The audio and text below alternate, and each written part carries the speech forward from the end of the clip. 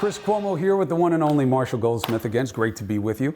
So, in one of the books, you have a concept about not adding too much value, which is a little bit of a sleight of hand, right? It's about making sure that you're not overwhelming a situation. And I've noticed that when we've spoken, where I'm like, here I am with Goldsmith, I'm trying to get ideas, this guy's the best, and I'm doing all the talking.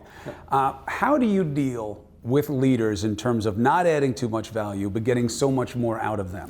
Well, it's very interesting. That is one of the biggest challenges of every leader I've ever coached, adding too much value.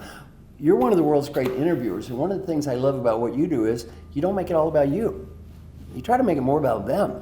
Well, this same concept applies in leadership. Let's say you're my boss.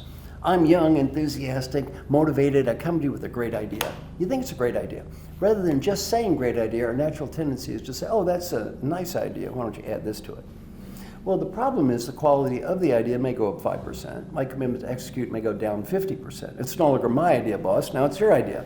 Incredibly difficult for leaders to realize effectiveness of execution is a function of A, what's the quality of the idea, times B, what's my commitment to make it work.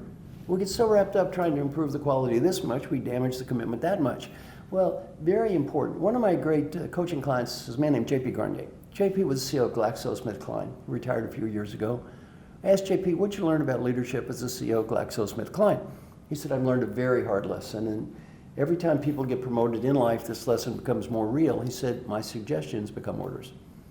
Now, he said, if they're smart, they're orders. If they're stupid, they're orders. If I want them to be orders. If I don't want them to be orders, they're orders. Anyway, my suggestions become orders.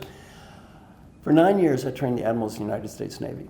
It was always the first thing I teach the new admirals. When you get that star, your suggestions become orders. Admirals don't make suggestions. Admiral makes a suggestion, what's the response? Aye, sir. Yeah, that suggestion is an order.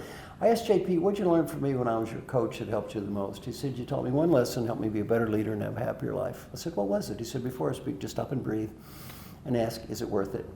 And he said, as the CEO of GlaxoSmithKline, 50% of the time, if I had the discipline to stop and to breathe and to ask myself, is it worth it? What did I decide? Am I right? Maybe. Is it worth it? No. So I think a great point on that adding value is breathe and ask that question, is it worth it, before talking. How do you convince somebody that less is more? Well, let me use a case study. Have you ever attempted to prove that you were right and someone you love is wrong on a minor or insignificant topic? On a daily basis, Marshall. How's that work out for you? Here I am asking for advice. You have kids? I do, 3. How old? 15, 12, 8. Yeah, how about that teenager? How about correcting them and proving they're wrong on a minor insignificant Please, point? I just hide. Yeah. Let go, let go. So I think a real important point is win the big ones. And I'm not giving anyone an answer, I'm giving them a question. I can't answer the question for you, is it worth it? At work, before you speak, breathe. Is my comment going to improve this other person's commitment? If the answer is yes, great. If the answer is no, breathe again. Is it worth it? Well, as JP said, about half the time, no. At home, breathe. Is my little added value going to improve this relationship with the person I love?